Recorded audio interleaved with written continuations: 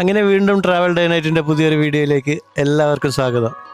ഇപ്പം ഞാൻ വന്നിരിക്കുന്നത് കൊച്ചാങ് എന്ന് പറയുന്ന അതിസുന്ദരിയും അതിമനോഹരിയുമൊക്കെ ആയ ഒരു കൊച്ചു ദ്വീപിലാണ്. ഈ ദ്വീപിൽ നമ്മൾ മുമ്പ് വന്നിട്ടുണ്ട്. അത് ഞാൻ പിന്നീട് കാണിച്ചു തരാം. നമ്മൾ എവിടെയൊക്കെയാണ് വന്നത്, എന്തൊക്കെയാണ് മുമ്പ് ചെയ്തത് എന്നുള്ളത് പിന്നീട് നമുക്ക് മനസ്സിലാവും.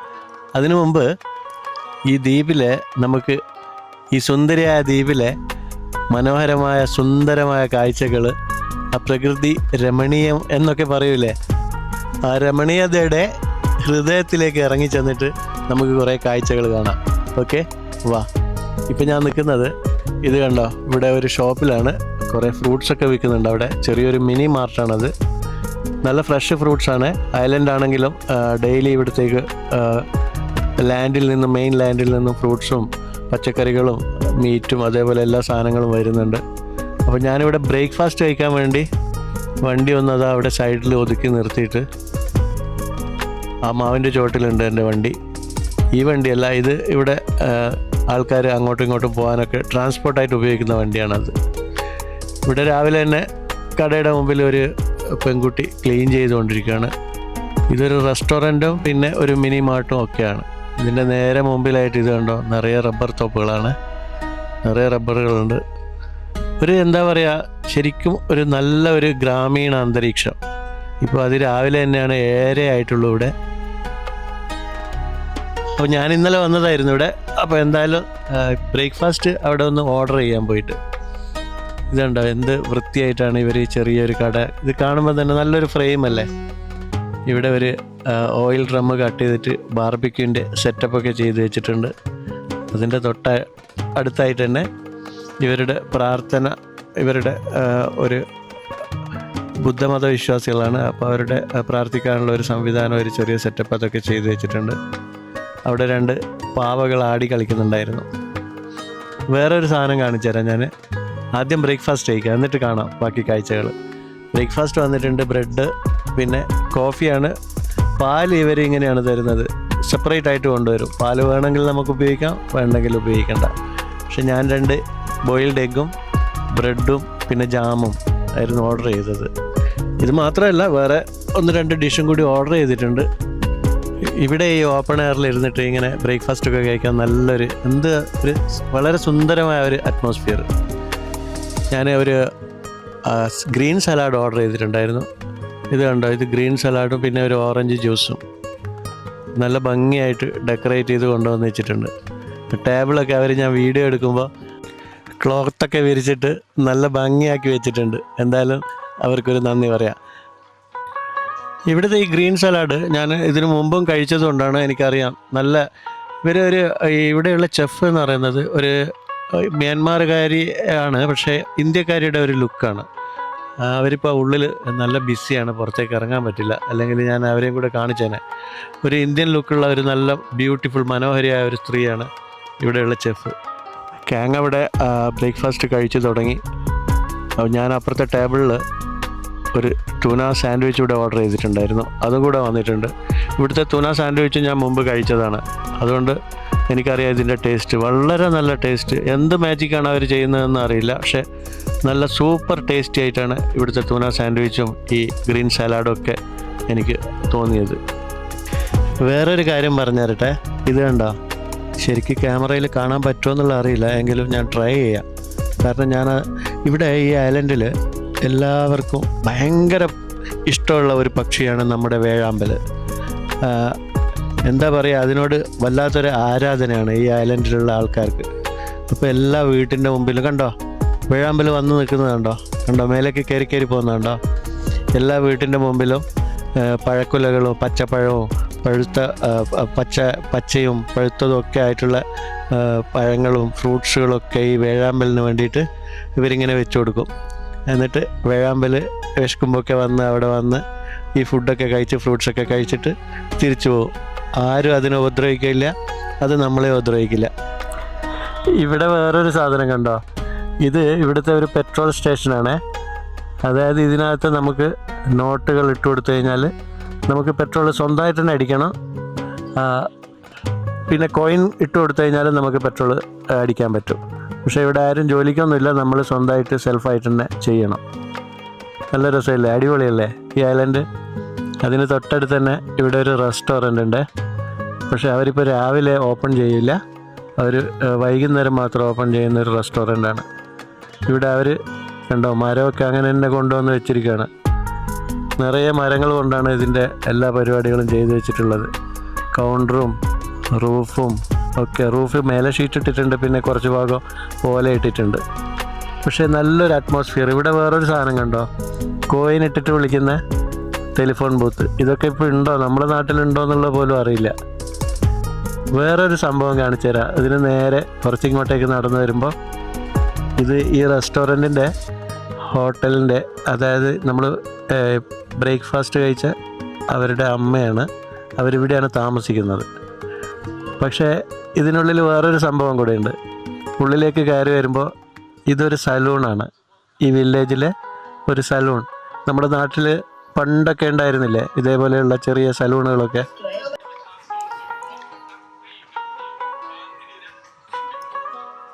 ഇതാളാരാണെന്ന് മനസ്സിലായോ? എൻ്റെ പഴയ വീഡിയോസുകളൊക്കെ കണ്ട ആൾക്കാർക്കറിയാം.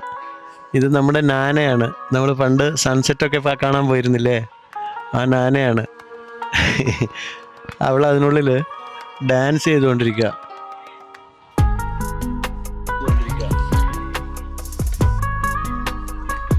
അത് നമ്മുടെ നാനയാണ്. അവൾ ഒരു ഫണ്ണിയാണ്, അറിയാലോ. അവൾ എന്നെ കണ്ടപ്പോൾ ഡാൻസ് ചെയ്യാൻ തുടങ്ങിയതാ.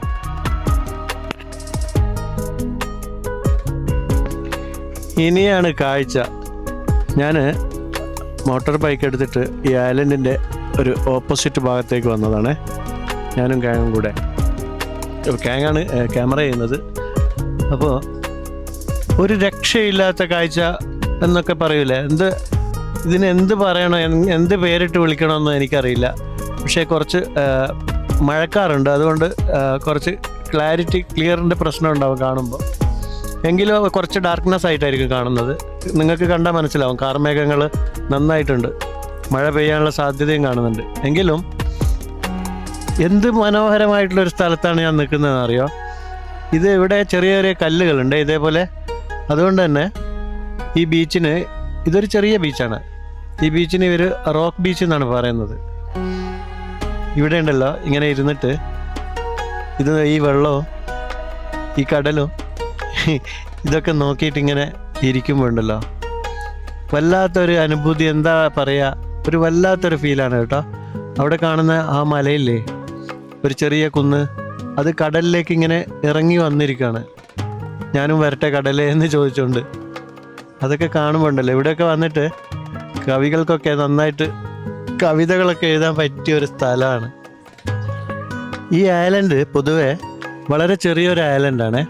പക്ഷേ ഞാൻ വെറുതെ പറയുന്നതല്ല. നിങ്ങൾ ആരെങ്കിലും വരികയാണെങ്കിലുണ്ടല്ലോ ഇവിടെ, നിങ്ങൾക്ക് ഇവിടുന്ന് പോകാൻ തോന്നില്ല തിരിച്ച്. അത്രയ്ക്ക് മനോഹരിയായിട്ടുള്ള ഒരു ഐലൻഡ്. ഇതിലിങ്ങനെ ഞാൻ കുറേ സമയം അങ്ങോട്ടും ഇങ്ങോട്ടും തേരാപ്പരം നടക്കുന്നു, പക്ഷേ പോകാൻ തോന്നില്ല. പിന്നെ വെതറാണെങ്കിൽ വലിയ ചൂടുമില്ല, വെയിലില്ല. അതുകൊണ്ട് തന്നെ ഈ കണ്ടൽക്കാടൊക്കെ നോക്കിയിട്ട് കണ്ടോ, ഇതിനകത്തൊക്കെ മീനുണ്ട്. ഈ കണ്ടൽക്കാടിന് അടിയിലൊക്കെ ഞാൻ മീനിനെ കണ്ടിട്ടുണ്ട്.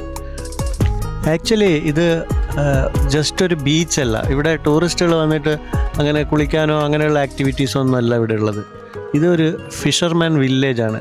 അതിൻ്റെ ഒരു സ്റ്റാർട്ടിങ് പോയിന്റിലാണ് ഇപ്പോൾ ഞാൻ നിൽക്കുന്നത്.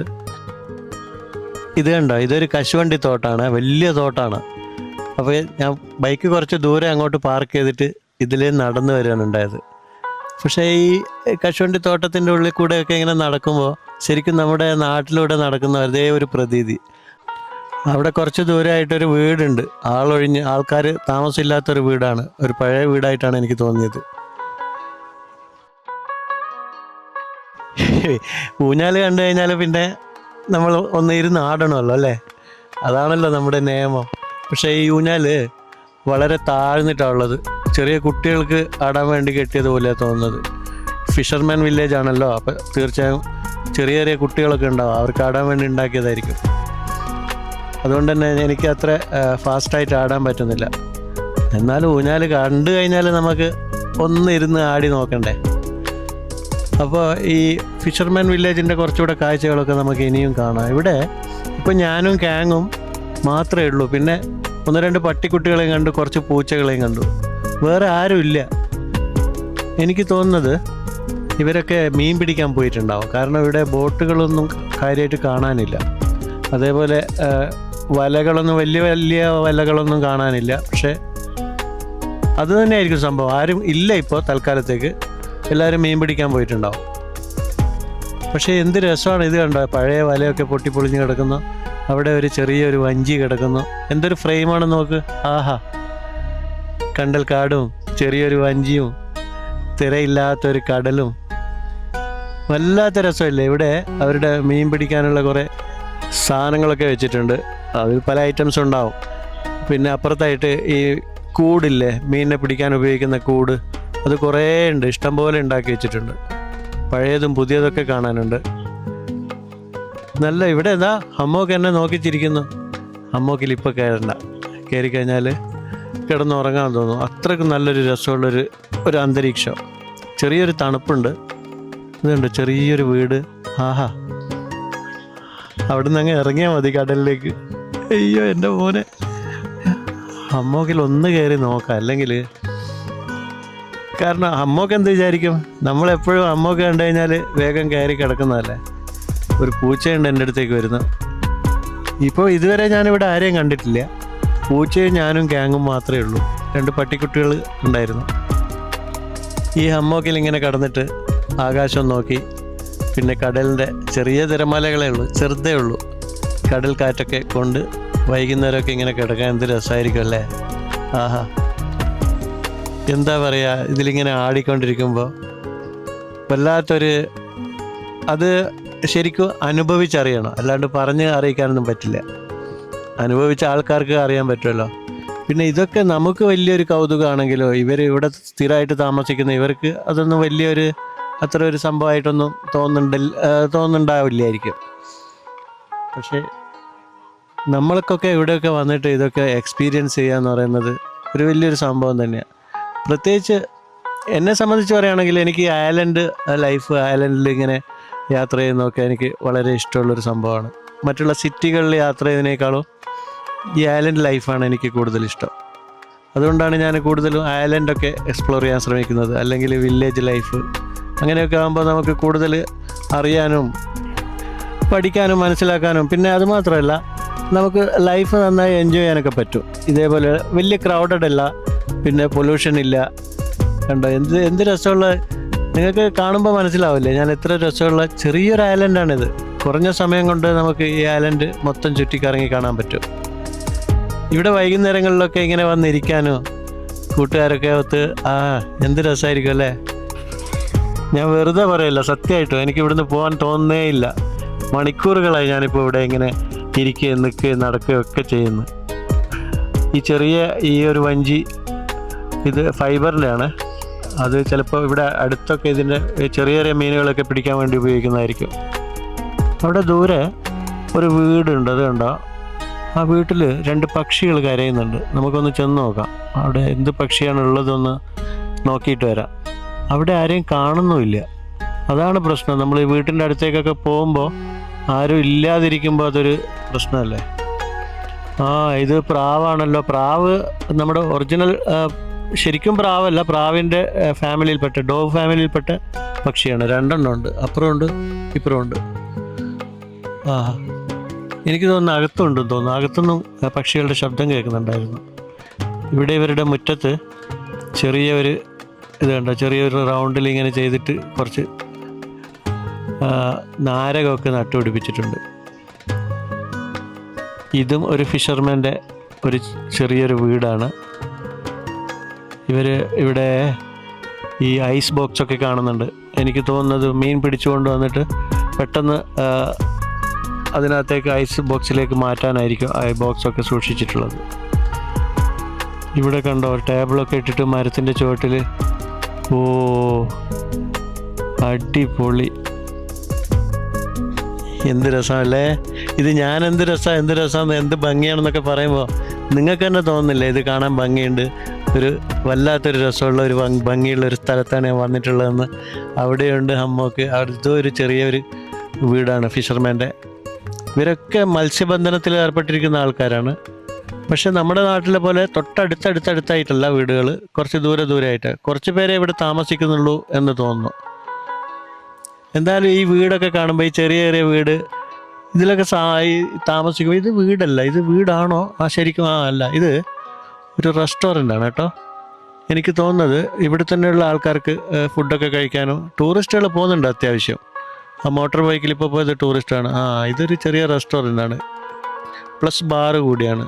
അപ്പോൾ ടൂറിസ്റ്റുകൾ വരുന്നുണ്ടാവും അവിടെ ഫുഡിൻ്റെ മെനു ഒക്കെ എഴുതി വെച്ച്, ബീറെന്നൊക്കെ എഴുതി വെച്ചിട്ടുണ്ട്. ഇങ്ങോട്ടേക്ക് വരുമ്പോൾ ഇവിടെ ചെറിയ, എൻ്റെ മോനെ ഞെട്ടിച്ചു, എന്തൊരു ഭംഗിയാണിത് കാണുമ്പോൾ. നേരെ അങ്ങ് കടലിലേക്ക് ഇറങ്ങിയാൽ മതി. ഇവരൊക്കെ എന്ത് ഭംഗിയുള്ള സ്ഥലത്താണ് താമസിക്കുന്നതല്ലേ. കണ്ടൽക്കാട് നേരെ ബാക്കിൽ. അവിടുന്ന് തന്നെ മീൻ പിടിച്ചിട്ട് ഇവിടെ കൊണ്ടുവന്ന് ചുട്ട് കഴിച്ചാൽ മതിയല്ലേ. ചെറിയൊരു വഞ്ചി അവിടെ ഇരിക്കുന്നുണ്ട്. ആ ഒരു ഫ്രെയിം നോക്ക്. മഴ പെയ്യാതിരുന്നാൽ മതിയായിരുന്നു. അവിടെ വലിയൊരു ബോട്ട് കിടക്കുന്നുണ്ട് കേട്ടോ. പണ്ട് നന്നായിട്ട് മീൻ പിടിക്കാൻ ഉപയോഗിച്ചിരുന്ന ഒരു വലിയ ബോട്ടാണ്. അതിപ്പോൾ പഴയതായി ഉപയോഗശൂന്യമായിട്ട് കിടക്കുന്ന. വല്ലാത്ത ഭംഗി എന്നൊക്കെ പറഞ്ഞു കഴിഞ്ഞാൽ ഇതിനൊന്നും എനിക്കൊന്നും ഉപമിക്കാനൊന്നും പറ്റില്ല. അല്ലെങ്കിൽ പിന്നെ വേറെ ഏതെങ്കിലും കവികളൊക്കെ വന്നിട്ട് എന്നോട് പറഞ്ഞു തരണം, ഇങ്ങനെ പറയൂ എന്നൊക്കെ. ഇതൊക്കെ നേരിട്ട് കണ്ടിട്ട് തന്നെ അനുഭവിക്കണം ഗൈസ്, അല്ലാതെ ഞാൻ പറഞ്ഞു തന്നാലൊന്നും. ഇവിടെ ഒരു പ്രശ്നമുണ്ട് കണ്ടോ, സോളാറിൻ്റെ പാനൽ കണ്ടോ. ഇവർക്ക് ഇവിടെ കറണ്ടില്ല. കറണ്ട് ഉണ്ടാവും, വളരെ കുറഞ്ഞ സമയം മാത്രം ഗവൺമെൻറ് കറണ്ട് കൊടുക്കുന്നുണ്ട്. അതിന് തന്നെ വലിയ ഒരു ചാർജ് ഗവൺമെൻറ് ഈടാക്കുകയും ചെയ്യുന്നുണ്ട്. ഐലൻഡിൽ ഏറ്റവും വലിയൊരു പ്രശ്നം ഞാൻ കണ്ടത് ഇവിടെ ഇലക്ട്രിക്കിൻ്റെ ക്ഷാമം തന്നെയാണ്. ഇപ്പം ഞാൻ താമസിക്കുന്ന ഹോട്ടലിലാണെങ്കിലും ഇന്നലെ കുറേ മണിക്കൂറുകളോളം വൈദ്യുതി ഉണ്ടായിരുന്നില്ല. അപ്പോൾ ആ ഒരു പ്രശ്നം ഈ ഐലൻഡിൽ മുഖ്യമായ ഒരു വലിയൊരു പ്രശ്നം തന്നെയാണ്. അത് മാത്രമല്ല, ഇവിടെ കിട്ടുന്ന ഇലക്ട്രിക് ഇവർക്ക് നല്ല ഇവിടെ ഇപ്പോൾ ഇവർ ഉപയോഗിക്കുന്ന ഇലക്ട്രിക്കിന് പിന്നെ നല്ല ചാർജും ഈടാക്കുന്നുണ്ട് ഗവൺമെൻറ്. വില്ലേജിലേക്ക് എനിക്ക് തോന്നുന്നത് ഇത് ആ റെസ്റ്റോറൻറ്റിലേക്ക് ഉപയോഗിക്കാൻ വേണ്ടി അവർ വെച്ചിട്ടുള്ള സോളാർ പാനലാണ്. ഇവിടെ അധിക വീടുകളിലും ഇത് ലോക്കൽസിൻ്റെ വീട്ടിൽ ഇതേപോലെ സോളാർ പാനൽ വെച്ചിട്ടുണ്ട്. ഇത് ഒരു ക്യാമ്പിംഗ് സോണാണ്.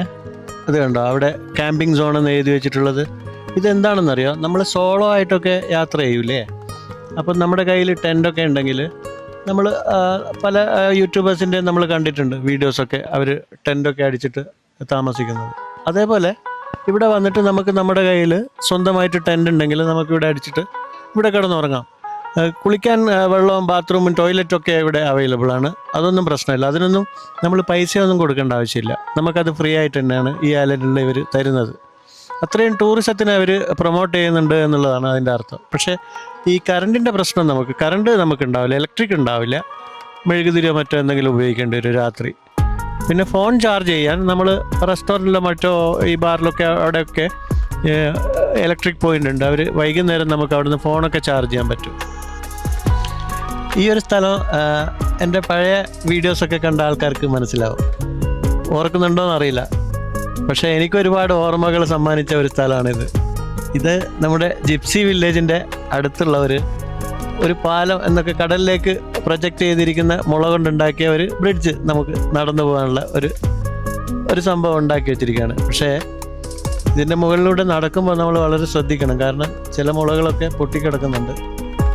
കൈവരികളൊക്കെ പിടിച്ചുകൊണ്ട് നടക്കണം. എങ്കിലും വളരെ ഭംഗിയുള്ള, എനിക്ക് അറിയാലോ പണ്ടത്തെ എൻ്റെ വീഡിയോ കണ്ടാൽ അതിൽ നമ്മുടെ ഇസബെല്ല്, പിന്നെ എമ്മി, പിന്നെ അന, ഇവരൊക്കെ വന്ന് ഇരുന്ന് നമ്മൾ വീഡിയോസൊക്കെ ചെയ്ത ആ ഒരു സ്ഥലമാണിത്. വീണ്ടും വന്നപ്പോൾ ഇതൊക്കെ കാണുമ്പോൾ ശരിക്കും ഒരുപാട് ഓർമ്മകൾ മനസ്സിലേക്ക് വരികയാണ്. നല്ല നല്ല വീഡിയോസുകൾ മുമ്പ് നമ്മൾ ഈ ഐലൻഡിൽ ചെയ്തിട്ടുണ്ടായിരുന്നല്ലോ. പക്ഷേ ഈ ഐലൻഡിൻ്റെ മറ്റുള്ള ഭാഗങ്ങളിൽ അന്ന് പോകാൻ പറ്റാത്തതുകൊണ്ട് പോയിട്ടുണ്ടായിരുന്നില്ല. അപ്പോൾ ഇനി നമുക്ക് ഈ ഐലൻഡ് ഇനി ഒരുപാട് കാര്യങ്ങൾ എക്സ്പ്ലോർ ചെയ്യാറുണ്ട് ഇവിടെ. അതൊക്കെ എക്സ്പ്ലോർ ചെയ്യാം. മനോഹരിയായിട്ട് കിടക്കുന്നതുണ്ടോ? ഇവിടെയൊക്കെ നമ്മൾ മുമ്പ് വീഡിയോ ചെയ്തതാണ്. ഐസബലിനെയൊക്കെയാണ് ഇപ്പോൾ ഇവിടെ നിൽക്കുമ്പോൾ ഓർമ്മ വരുന്നത്. നമ്മളിവിടെയൊക്കെ ഒരുപാട് നടക്കുകയും വീഡിയോസ് എടുക്കുകയും കുളിക്കുകയും പല കാര്യങ്ങളും ചെയ്യുകയും എല്ലാം ചെയ്ത ഒരു ഐലൻഡാണിത്. അപ്പോൾ ഇനിയും ഇവിടെയുള്ള കുറേ നല്ല വീഡിയോസുകളായിട്ട് നമുക്ക് വരാം. ഇനി നല്ല വീഡിയോസുകൾ ചെയ്യണം. അപ്പോൾ ഇതുവരെ എൻ്റെ വീഡിയോ കണ്ട് എന്നെ സപ്പോർട്ട് ചെയ്ത എല്ലാവർക്കും നന്ദി പറയാണ്. ഇനിയും തുടർന്നും നല്ല വീഡിയോസുകളായിട്ട് ഞാൻ വരാം. ഓക്കെ, നന്ദി, നമസ്കാരം.